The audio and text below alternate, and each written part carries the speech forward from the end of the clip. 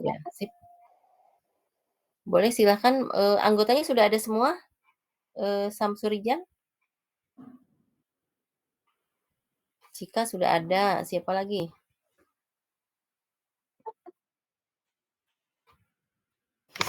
Sudah Bu. Sudah ada semua, boleh silahkan dimulai kalau sudah ada.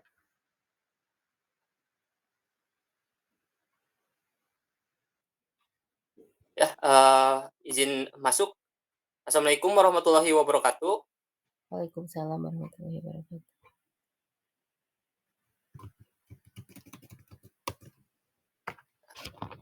Di sini kelompok 8 akan menjelaskan materi mengenai Project Stakeholder Management. Next. Nah, adapun anggota dari kelompok 8 yang pertama Cika Aulia Azahra, lalu ada Febrianti Nababan, yang ketiga Guntur Barokah, yang keempat Ilham Suarman yaitu saya sendiri, yang kelima Ira Fasoha Fasaribu, yang keenam Muhammad Samsurizal, 7 Siti Artati Lubis, 8 Sri Rizky Utami Sipayung, dan yang ke-9 Widya Rahmawati. Project Stakeholder Management.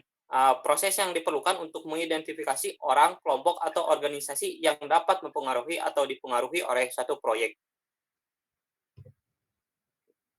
Nah, lalu untuk subpembahasannya itu dibagi menjadi 4. Yang pertama identifikasi stakeholder, lalu ada plan stakeholder management, lalu manage stakeholder engagement, yang keempat ada monitor stakeholder engagement. Oke, yang pertama identifikasi stakeholder. Identifikasi stakeholder adalah proses yang mengidentifikasi orang, kelompok, atau organisasi yang dapat memberikan dampak atau yang terkena dampak atas keputusan dan hasil proyek. Lalu melakukan analisis dan dokumentasi informasi yang relevan terkait kepentingan, keterlibatan, ketergantungan, pengaruh, dampak potensial terhadap kesuksesan proyek. Output proses ini akan memberikan benefit kepada tim proyek, terutama project manager, untuk mengelola para stakeholder.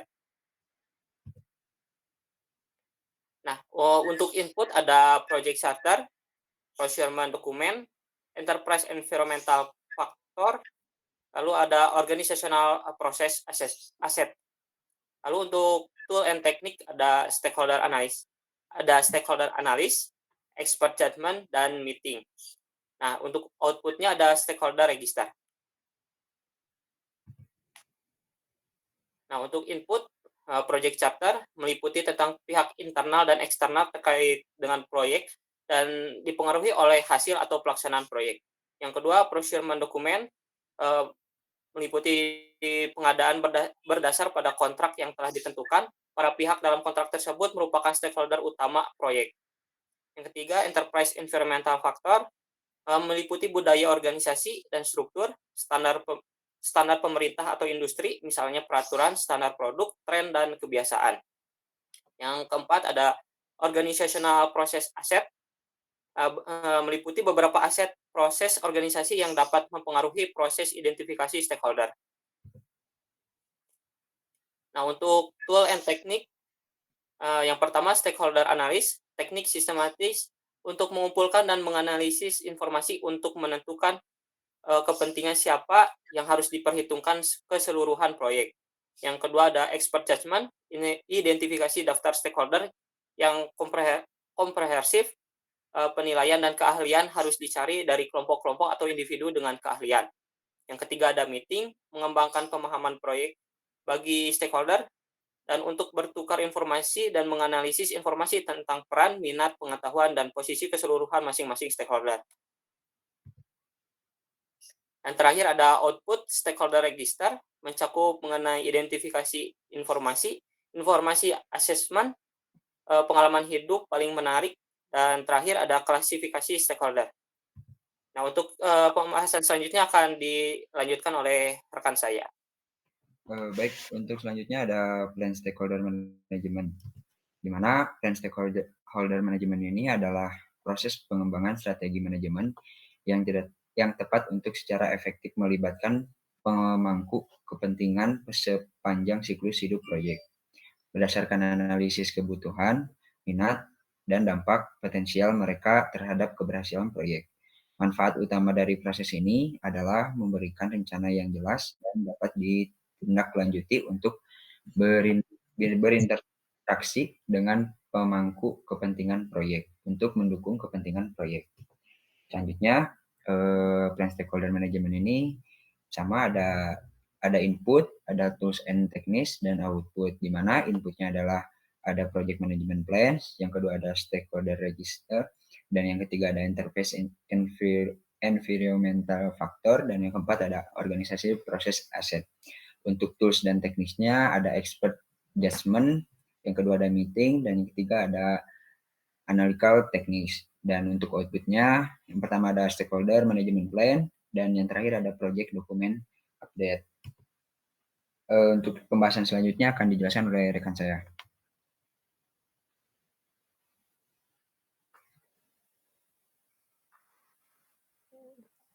Terima kasih. Untuk selanjutnya saya menjelaskan tentang input. Yang pertama ada project management plan. Di sini mencakup siklus hidup yang dipilih untuk proyek dan proses apa yang akan diterapkan. Bagaimana pekerjaan akan dilakukan untuk mencapai tujuan proyek, bagaimana kebutuhan sumber daya manusia akan bertemu, dan bagaimana peran dan tanggung jawab, hubungan pelapor dan manajemen kepegawaian, rencana pengelolaan perubahan, kebutuhan dan teknik untuk komunikasi antar para stakeholder. Yang kedua, stakeholder register menyediakan informasi yang diperlukan untuk merencanakan sesuai ketentuan dalam melibatkan para stakeholder proyek. Selanjutnya, yang ketiga, enterprise environmental factor. Terkait dengan lingkungan internal atau eksternal organisasi yang bersangkutan, yang berdampak pada proyek biasanya meliputi semua kebijakan, praktik, prosedur, dan hukum.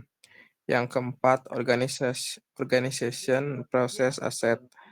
Aset proses organisasi yang dapat mempengaruhi jalannya suatu proyek, termasuk rencana formal dan informal, kebijakan, standar, dan prosedur yang digunakan, teknologi yang digunakan, dan jadwal proyek.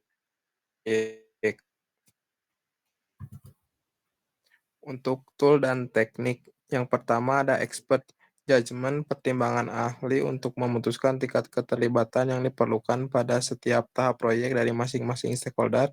Yang kedua, meeting, pertemuan harus diadakan dengan para ahli dan tim proyek untuk menentukan tingkat keterlibatan yang diperlukan dari semua stakeholder. Mungkin sekian, saya lanjutkan ke teman-teman yang lain.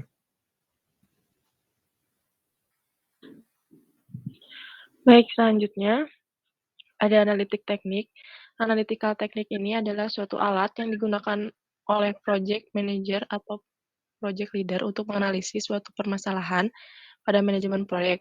Alat yang digunakan bisa bervariasi sesuai dengan kebutuhan dari proyek yang dikerjakan. Macam-macam analytical teknik ini meliputi forecasting, grouping method, dan multi-equation modeling. Selanjutnya, output meliputi stakeholder management dan project document update. Stakeholder management plan merupakan komponen dari rencana manajemen proyek dan mengidentifikasi strategi manajemen yang diperlukan untuk secara efektif melibatkan stakeholder. Yang kedua, project document update, beberapa dokumen proyek yang dapat diperbarui yaitu proyek jadwal dan stakeholder register. Next.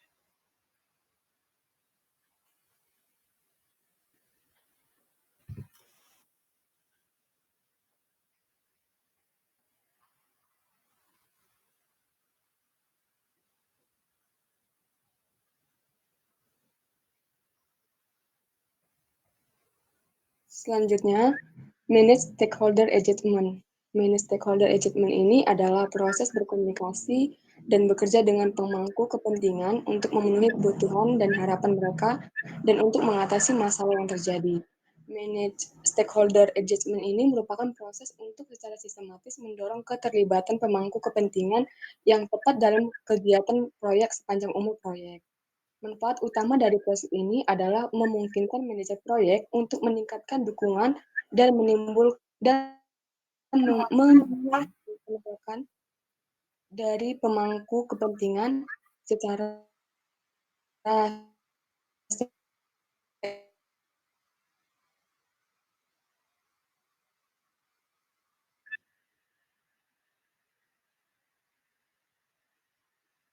kemudian ini ada kemudian change log, kemudian organizational process asset, kemudian untuk tools and tekniknya yang pertama itu communication method, kemudian interpersonal skill, kemudian management skill, dan outputnya yang pertama issue log, kemudian change request, kemudian project management plan update, kemudian project document update, dan yang terakhir organizational process asset update. Next. Berikut inputnya yang pertama stakeholder management plan, yaitu memberikan pedoman bagaimana stakeholder dapat terlibat dengan sebaik-baiknya dalam proyek ini.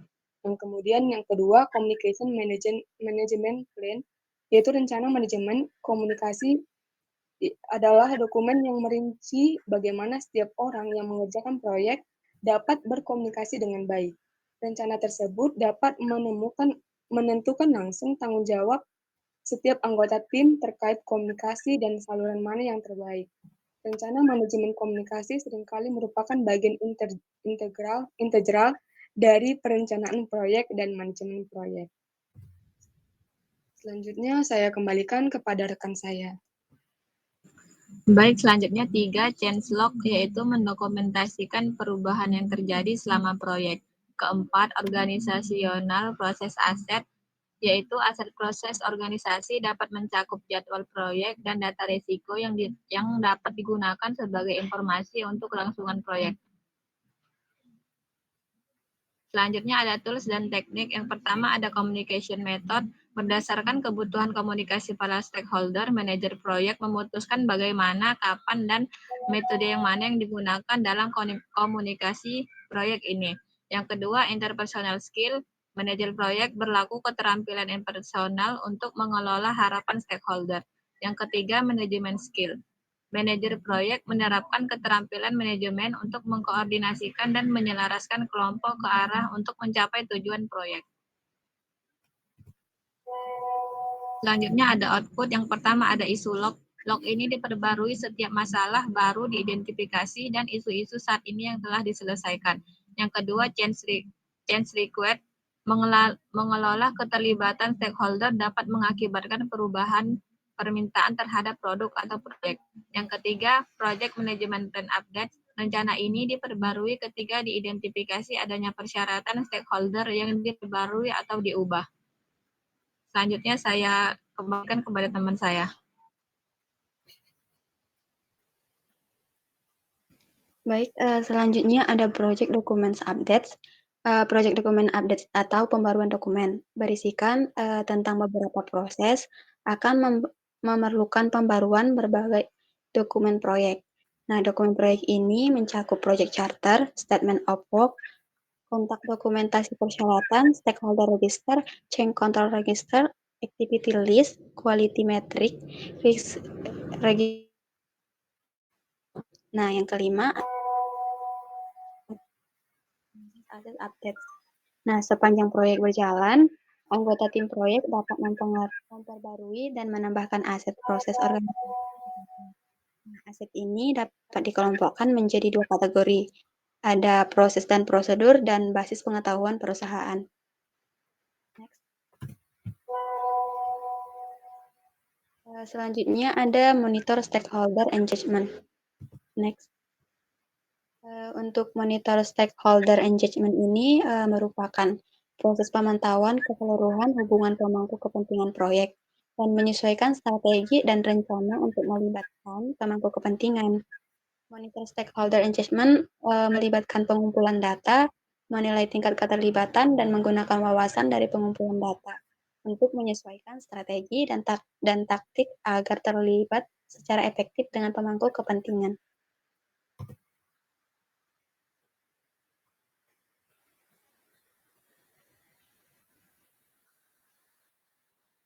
Baik, kemudian terdapat dan output dari monitor stakeholder engagement. Untuk input yaitu project management plan, kemudian isu log, work performance data, dan project dokumen. Kemudian untuk tools dan teknik ada information management system, expert judgment, dan meetings. Selanjutnya di output terdapat work performance information, change request, project management plan updates, project document updates, dan organizational process asset updates. Next. Untuk input pertama yaitu project management plan. Project management plan-nya sendiri berisi informasi yang digunakan untuk mengembangkan jadwal, informasi yang digunakan untuk pengembangan dan informasi yang digunakan untuk pengembangan rencana manajemen pemangku kepentingan. Kemudian ada informasi yang digunakan untuk pengembangan rencana pengelolaan pemangku kepentingan meliputi 1. Siklus yang dipilih untuk proyek dan proses yang akan diterapkan pada setiap tahap. 2. Bagaimana pekerjaan akan dilaksanakan untuk mencapai proyek. Kemudian sebuah proyek rencana manajemen perubahan yang akan mendokumentasikan bagaimana perubahan akan dipantau dan dikendalikan. Keempat, kebutuhan dan teknik untuk komunikasi antar para stakeholder. Next. Kemudian ada isu log, yaitu daftar masalah yang diperbarui sebagai isu baru diidentifikasi dan isu-isu saat ini yang diselesaikan. 3. Ada work performance data, yaitu berbagai pengukuran pada proyek kegiatan yang dikumpulkan selama proses pengendalian. Dan yang keempat, project dokumen, yaitu dokumen dari register stakeholder, jadwal project, log isu, dan komunikasi proyek. Selanjutnya akan dilanjutkan oleh Ira. Baik, terima kasih. Untuk tools dan tekniknya, yang pertama yaitu tentang informasi manajemen systems. Alat informasi standar bagi manajer proyek untuk menangkap, menyimpan, dan mendistribusikan informasi kepada stakeholder tentang biaya proyek, kemajuan jadwal, dan kinerja. Yang kedua ada expert judgment untuk memastikan identifikasi yang komprehensif, mendaftar stakeholder baru. Penilaian ulang stakeholder ini saat ini dapat dilakukan, yaitu input harus dicari dari kelompok atau individu dengan pelatihan khusus atau subjek keahlian. Penilaian di kongan seperti pertemuan satu-satu atau wawancara, atau melalui format panel seperti kelompok, fokus, atau survei. Yang ketiga ada meetings. Pertemuan review status digunakan untuk bertukar dan menganalisis informasi tentang keterlibatan stakeholder. Selanjutnya. Nah, untuk selanjutnya ada output. Dalam output ini yang pertama yaitu work performance information.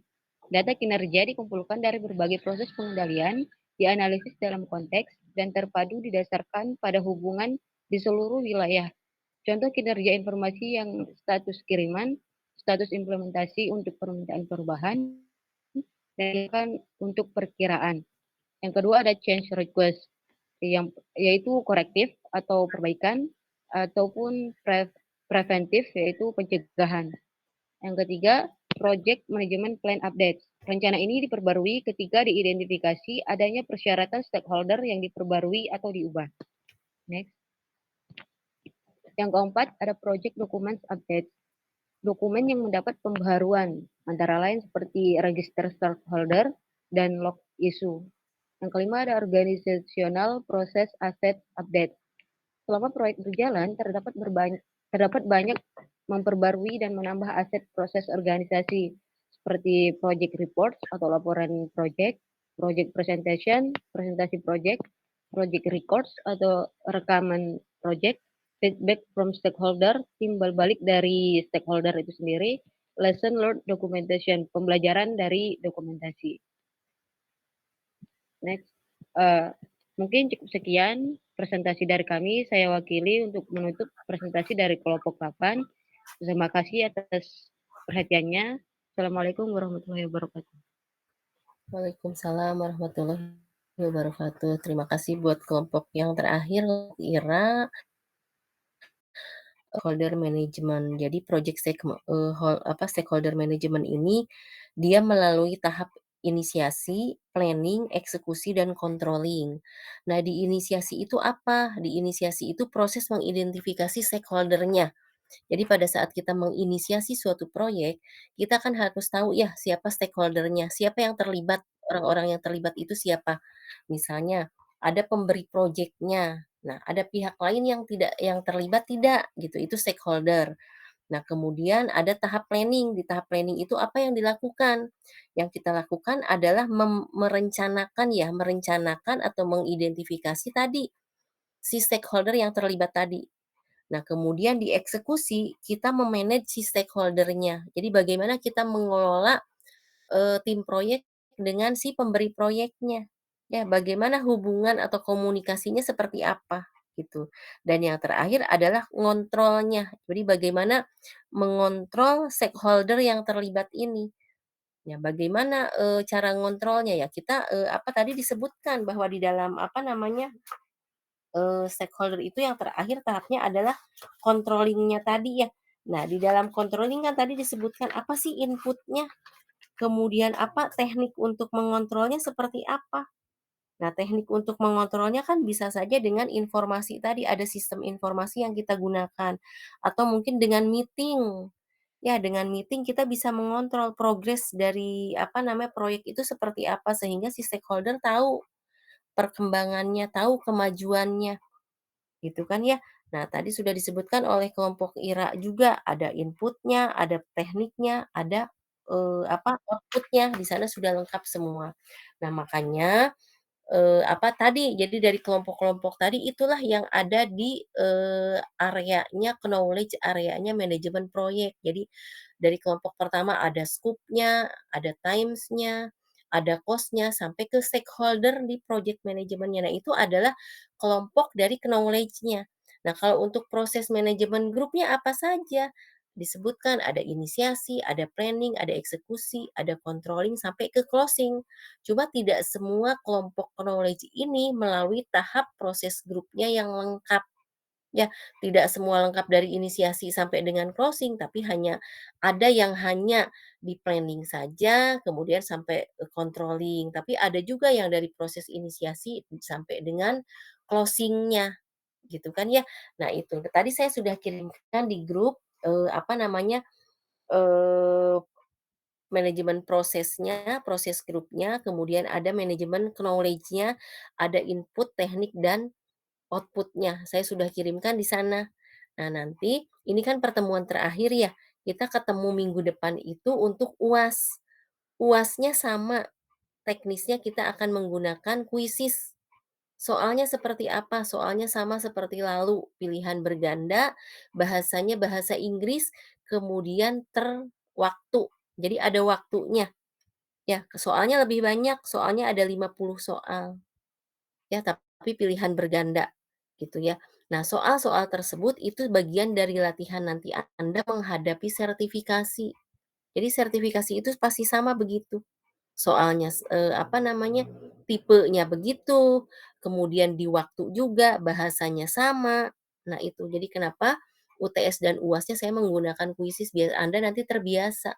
Ya, terbiasa karena nanti untuk sertifikasi dia akan dibatasi waktu. Begitu ya. Ada pertanyaan? Ini pertemuan terakhir ya.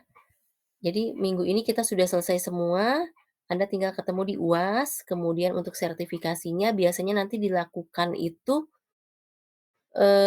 menuju sidang ya. Anda semester 8 sudah di akhir-akhir apa menuju sidang atau sudah sidang, Anda tinggal tes sertifikasinya.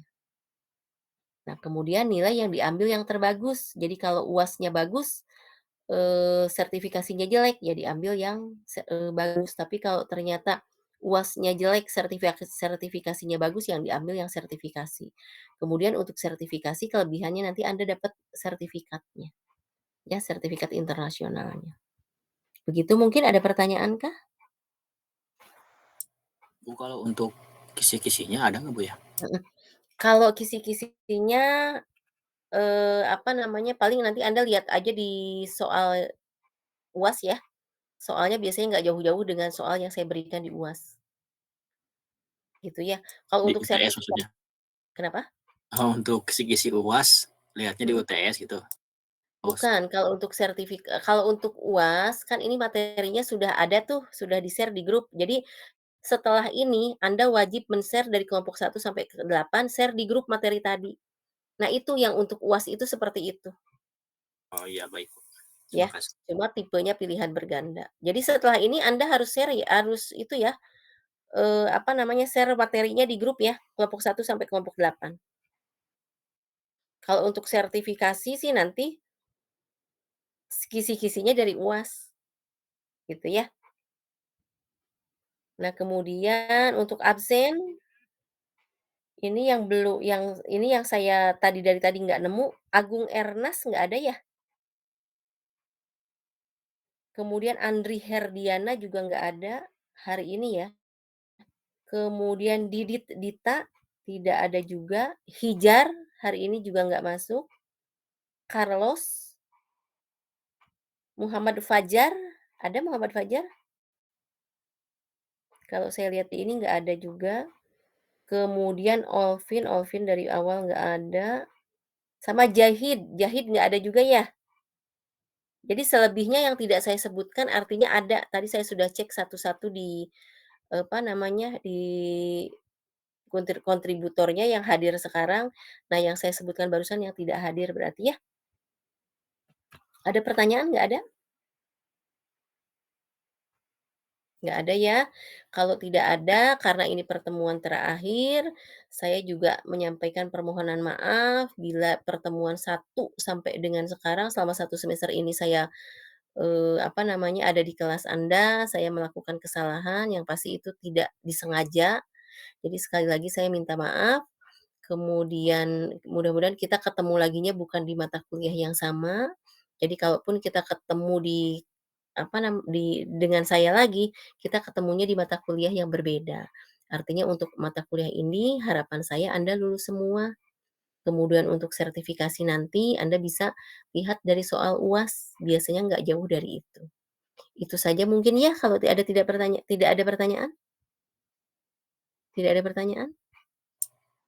Cukup, Bu. Cukup ya? Oke, kalau tidak ada pertanyaan, sekali lagi saya minta maaf ya. Pertemuan hari ini saya akhiri. Terima kasih. Selamat malam. Assalamualaikum warahmatullahi wabarakatuh. Waalaikumsalam. Waalaikumsalam. Terima kasih Bu. Terima kasih, Bu.